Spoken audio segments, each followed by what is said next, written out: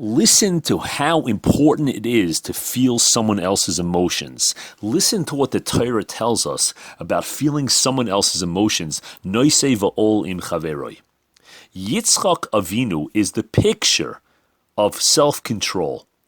He was bound on the Akedah. He was bound on the altar. He is the picture. He's the Av that has Gevura, that has the most self-control. Incredible level of intellectual decisions and self-control.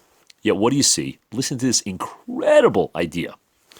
Yitzchak sees his son Yaakov, and Yaakov is mourning for his son Yosef. Now Yosef's alive, but Yaakov thinks that Yosef is dead. So Yaakov mourns and mourns and cries, and he's very upset for a long time. And Yitzchak sees the pain of his son Yaakov, and Yitzchak cries over his son's pain, even though Yitzchak knows that Yaakov's pain is not based on reality. It's based on a falsehood. It's based on a misunderstanding. He thinks that his son is dead, but his son is really alive. Now, the average person, if you ask me, when they see somebody else who's suffering, and they're suffering emotionally, based on no reason. The guy thinks he's poor, he has money. He thinks somebody died, the person's actually alive. And he knows. Yitzchak knew that Yosef was alive. And Yitzchak knew that Yaakov was really suffering for nothing. He's suffering based on something that's not true at all. So Yitzchak, who's the picture of self-control, could have said, I'm not going to cry over my son's pain. I'm going to say, look, I feel bad that he's like, but I'm not going to cry over it, especially since Yitzchak was the picture of self-control. He could have said, listen, I feel the pain, that's bad, but I'm not going to cry. But no.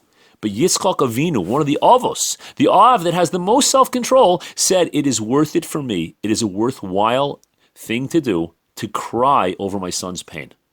That's an incredible thing. Every single day life, people cry over all kinds of reasons. There's pain and there's suffering. We've said a bunch of times before, pain is inevitable, suffering is optional. You don't have to have emotional suffering over your physical pain. We don't want physical pain. We try to avoid it, but you don't have to have that. So when you see somebody else who's unnecessarily suffering, you're making yourself crazy. What are you doing that for? Why should I personally feel pain for their pain?